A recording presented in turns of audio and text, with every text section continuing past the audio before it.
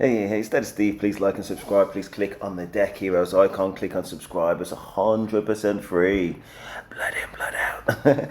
Okay, so this is one. Listen, get yourself nice and coat-free. This is a great storyteller, basically. She's a great storyteller. I'm going to give a little bit of feedback throughout. I'm going to give the feedback once she's said it, just so we don't lose track of the points. Just give you kind of like a heads up. But anyway, it's a very interesting story. Made me smile. And we got lots lots of insights to give. All right, so let's go. Decided to get back on Hinge because you wanted to start dating again. You took a minute off and kind of were just like, making friends and vibing or whatever, and not focusing on that. And you just decided, you know what, I'm going to get back on Hinge. You matched with someone, typically not your type, but still handsome. And I felt like he would probably look better in person, which he did. He looked awesome in person. His profile said he was 6 foot, but he wasn't 6 foot. He was 5'9", something like that. Okay, so you're talking on the phone, you guys are vibing out, and he suggests a date, and the date is to go on a walk at a park. And I'm like, okay, that's fine. In my mind, I'm like, okay, that's kind of corny, but at the same time, I'm like, you know what, maybe he's just trying to vibe out, get my vibe before he spends or whatever. I don't fucking know. So I'm like, it's not that big of a deal, okay? It is what it is. That ends up falling through, so he suggests to do an art gallery. And I'm like, okay, period. Like, I'm down with that, just to go see some art, talk, vibe, not anything super loud, whatever. We just catch a vibe. So I'm like, okay, nice. We get on the phone, talk some more, and he's like, oh, where do you live? I'm like, oh, I live so-and-so, blah, blah, blah. And he's like, oh, you're super close to me. You're literally like 5 minutes away from me. And I'm like, okay, period. We're close to each other. And he's like, do you drive? And I was like, no, unfortunately, I don't. I have my license and I know how to drive, but I just don't have a car. I literally work from home and do everything from home. So I'm like, I'm not, there's no use of me getting a car. I thought about getting a motorcycle, but that's still a thought. So he's like, okay, I'll come and pick you up. And I was like, okay, boom, period. Like, we love a gentleman. So I'm getting ready, whatever. He's like, I'm here. I go downstairs. He's standing outside waiting.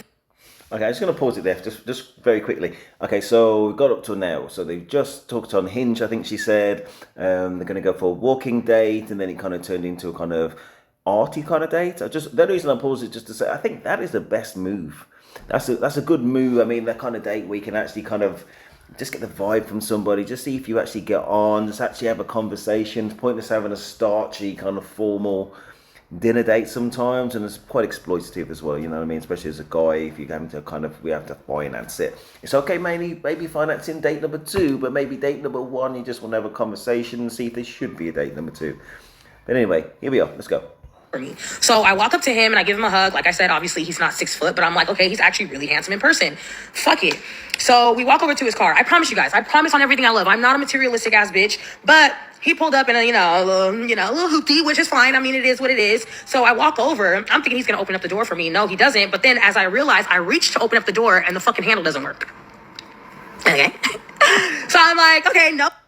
You know what? There's 2 points I do actually want to kind of highlight now that she's highlighted it. Number 1, why people say they're 6 foot when they're not, lie about height. I guess, listen, if he was 5'9", I don't think that's that bad.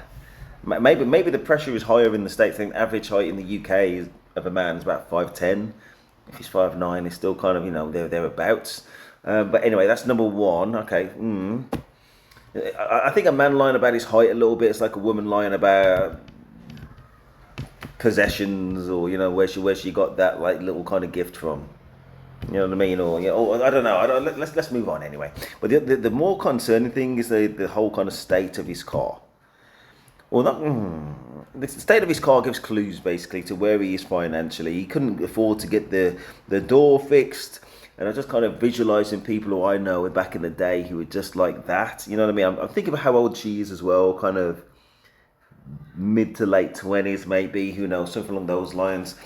If he's more or less along the same lines, which he probably is, that's probably his first car. He's probably struggling to like keep it running in terms of like maintenance and petrol and insurance and ground rent for where he lives, and just kind of the day-to-day, just trying to make everything fit at this stage where he's just about, sustaining things. So what I'm really saying is, she doesn't handle things that badly, but does she handle things in a way, considerate to where he's coming from in life, in terms of what she's seen with her own eyes? He's obviously not a wealthy man. Is she going to be kind of realistic and considerate about, what, he hasn't got a lot of money, so I'm not going to expect him to do stuff. Let's go. Biggie, it is what it is. He gets in the car, boom, opens it from that side. It is what it is. We're cool. We vibing. I get in the car, I sit down, and we're driving. He gives me the aux. I put on an aux. I play my little jams. He's like, oh, I like this song. I'm like, yeah, I like this song too. Woo, woo, woo, woo. So we pull up to the art gallery and we notice that it's a kind of outdoors and indoors. And I noticed someone that I've matched with previously on a different app. And I was like, fuck, I'm like thinking in my head, like overthinking it. Like, should I be respectful and say like, oh, I matched with this person. So if this person comes up to me, like, you know, he knows what it is to not make it awkward. So in my mind, I'm thinking I'm doing the right thing. So I'm like tapping him on the shoulder and I was like, oh, I'm like, I just seen someone that like I've matched with. So just a heads up, like if this person comes up to me, like, I don't want you to feel weird or anything like that. Cause you know, I don't know what's going on. And he just looks at me and gives me a side eye. Whole demeanor changes. And I'm like, okay. So we get out the car. And as we're walking up, he's like, oh, if you want to, you can go and talk to As he said to her, if you want to, you can go and talk to this guy that she previously had a connection with. What I'm really thinking is, oh my gosh, it's very rare that I see somebody out that I already know from the past. And there's been times I was thinking, oh my God. Basically, I know, you know, if you've been in that situation, what I was probably thinking at the time was like, don't fucking say nothing to me, man. I'm just looking forwards. I'm not even giving you eye contact. I'm just looking forwards, man. I don't even want to say nothing. Doesn't even mean we're necessarily on bad terms. If I can't help but bump into them, it's okay, yeah, fair enough. I say hello. I'm on good terms with everybody. I'm going to be honest with you. I'll probably just give them a hug and like a little kiss on the cheek. How you doing? All right, yeah, cool. Gone. Or just kind of go and just not say anything. It's kind of one or the other. You know what I mean? So I understand where she's coming from. And to be fair to the girl, from what she said before about the state of his car, she didn't let that put her off. I think she was right to mention it in her story. That kind of is an important variable and it does set the scene a little bit. But yeah, so she saw somebody, and in her mind, from how she saw the situation, and she's the only one that's seen it, and I think she is a reliable narrator. That put his back up a little bit. There might have been kind of unknown kind of cues about how she put it, or how she was looking at him, or I don't know, just something else which she kind of thought, there's a little bit more to it, who knows? But from what she said, it seems quite, more or less reliable. him. And I was like, no, I'm not going to obviously make an extra effort to talk to this man when it's really not that serious. Like, I'm here with you and we're here to vibe. Like, no, I'm not going to do that. And then he starts giggling and I'm like, okay, here we go. So we walk in, mind you, he's like not talking to me. He starts walking ahead of me, walking in front of me, goes inside, like literally leaves me. And I'm walking around just like trying to enjoy the art. But also I'm like, I'm sober. So sorry to stop again. I'm still processing that. I'm thinking that even if she did say, no, I'm not interested in him. I just mentioned it, but I'm interested in you. The fact that he didn't react in the way which was kind of, oh yeah, fair enough, thank you for doing that, yeah, thanks. The fact that he read into that, having been there completely differently, so there may be some kind of unintended kind of cues that she gave to him, which kind of made him think that she was trying to play games. Maybe I'm not saying that she intentionally did it. Or maybe, I don't know, but there's something about how he read it, basically, which made him think, no, there's a bit more to this, or I'm not quite happy with how this situation is panning out. Effort to talk to this man when it's really not that serious. Like, I'm here with you and we're here to vibe. Like, no, I'm not going to do that. And then he starts giggling and I'm like, okay, here we go. So we walk in, mind you, he's like not talking to me. He starts walking ahead of me, walking in front of me, goes inside, like literally leaves me. And I'm walking around just like trying to enjoy the art. But also I'm like, I'm sober, first of all. And I'm like, okay, this is kind of awkward. Like, fuck, I don't want to be like, all weird or whatever. But he leaves, walks in front of me, pretty much does his whole round before me and then comes out and says, okay, I want to leave. And I'm like, okay, what the fuck? Like, I didn't really get to, like I walked around, but like, we didn't, there's a bar here. And he kept saying like, I don't drink. And I'm like, okay. And then I'm like, bro, okay, if you don't drink, then like, I mean, I get it. Like everybody's on. So I'm still processing, not that I'm thinking, but processing something else. Just think that you got out on a Hinge date. This is first date.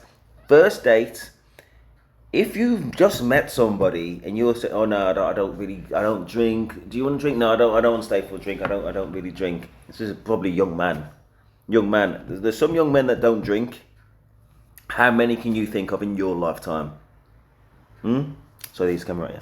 How many can you think of in your lifetime? I can think, I don't really drink, but I drink. From time to time, like very, very, very rarely, but I drink. And I don't know anybody, maybe one or two people in my life that are teetotal. If I've just met up with somebody and I'm saying I don't want to drink, maybe it's because you don't have the money, but following on from what he said about the car, or maybe he just wants to get out there. But especially if he's saying he's going to pick her up, that means he drops her off. That's smart game. And also, if he's saying, "Oh, I don't really stay out late. I don't really drink and I don't stay out late." What do you think, viewers, that he's hinting at? He's going to pick you up. You're going to go out. You're not going to stay out late. What do you think his master plan is? Put in the comments. Or sober tip, whatever. So it is what it is. So as we're leaving, because he says he wants to leave, we're leaving, and he's like, we can go somewhere else. And I was like, okay, cool. He's like, are you sure you don't want to say bye to homeboy? And I'm like, really, sir? So I'm like, you know what? I can already tell that this is already going to be it's going to be a dub, because it's not giving what it's supposed to give. So we head to the second bar.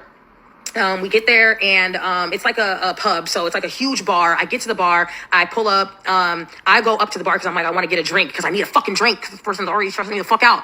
So obviously he's standing behind me. He ain't gonna buy me no drink, because if he don't drink, why the fuck would he buy me a drink? Period, I guess.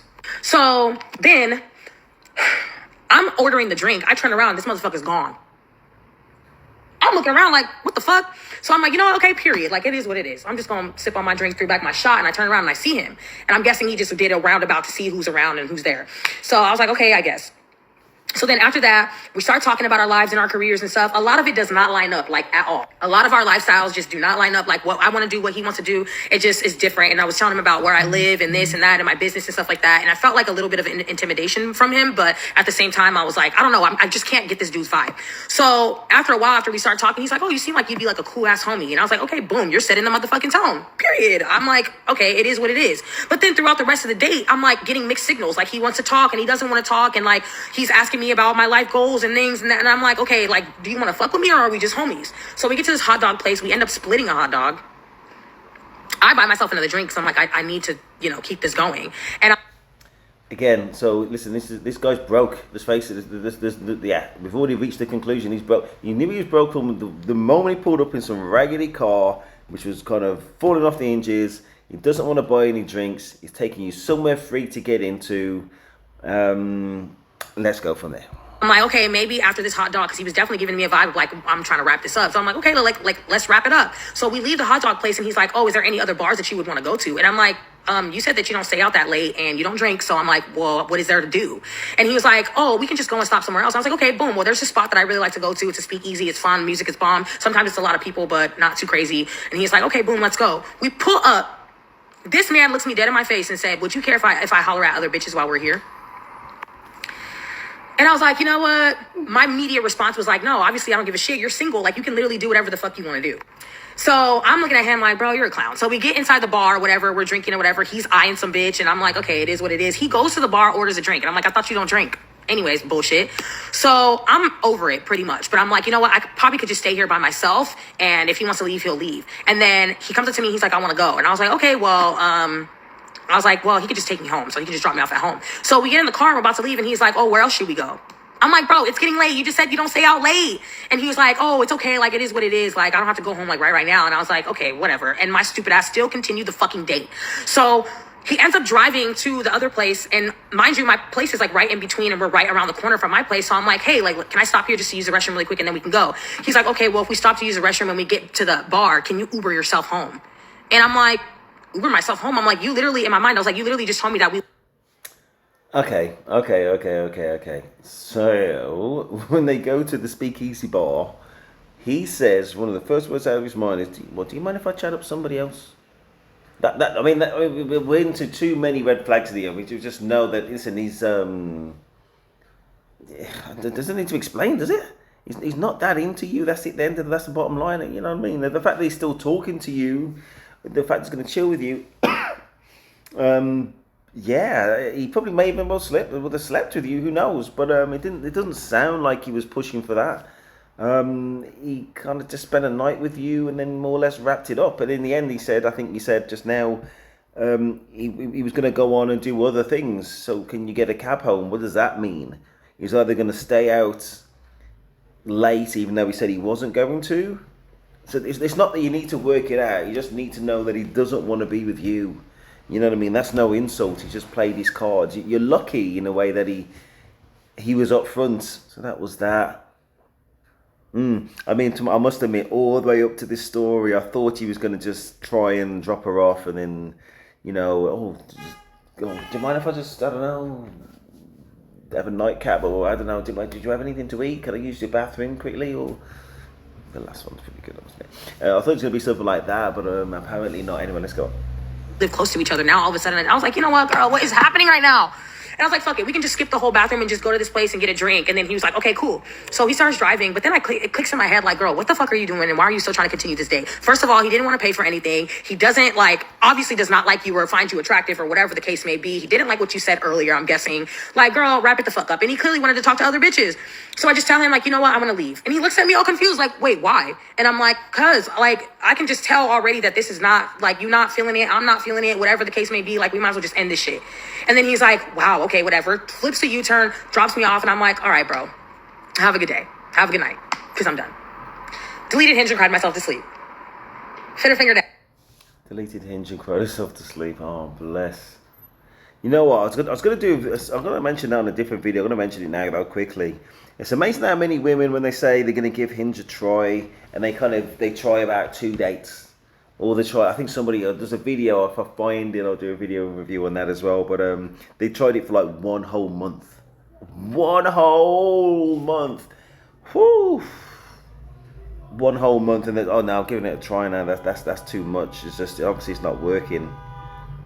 So it's like, oh my gosh, man. And they're serious as well. They're serious as well.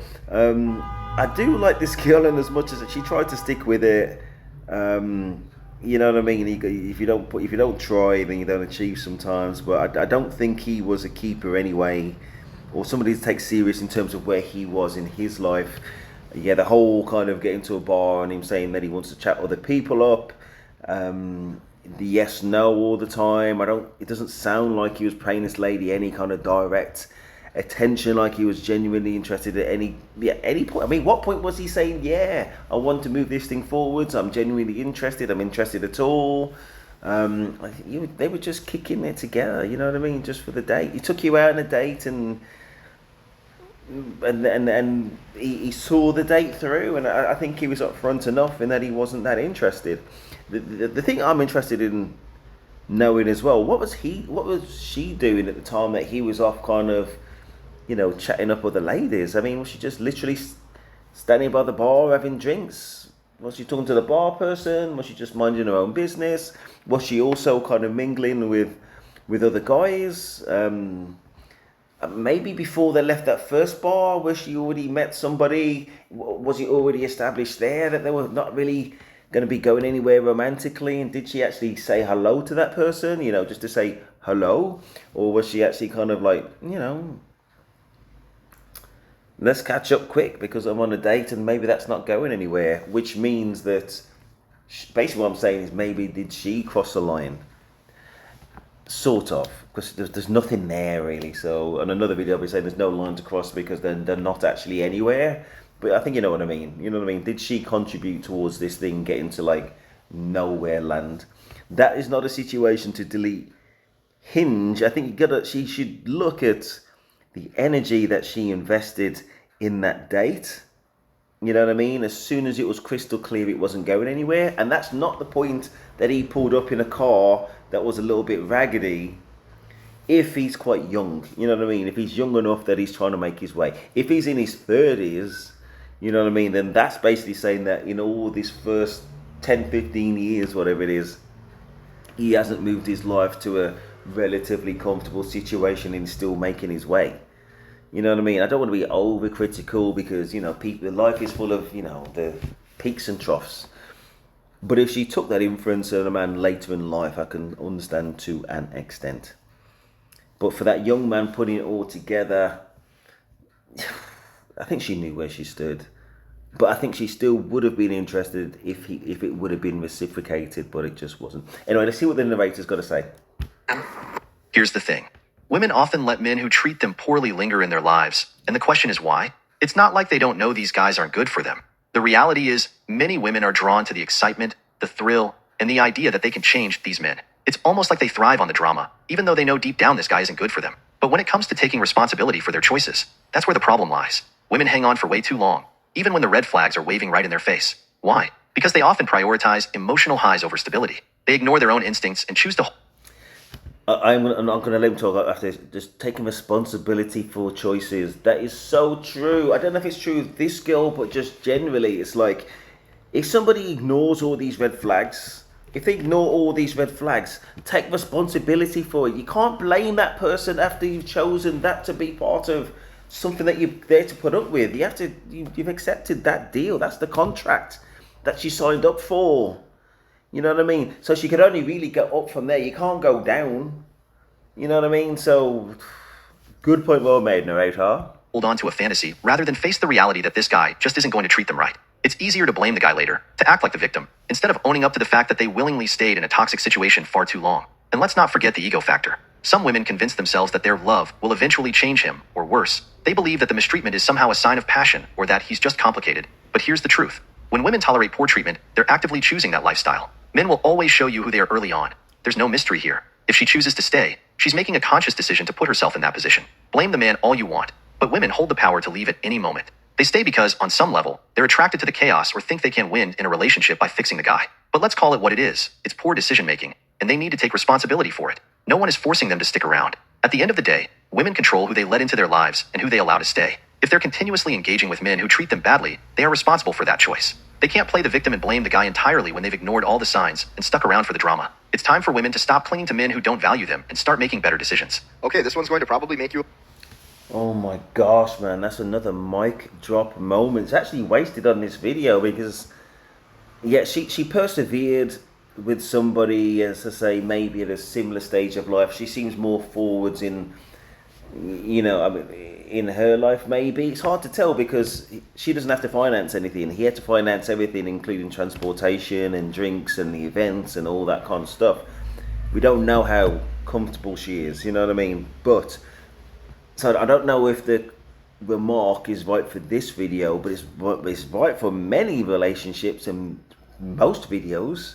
Like, take some accountability, ladies. Sometimes you got to take, well, you got to, and men as well. Take accountability for the decisions that you make, and sometimes the poor decisions and the things that you overlook.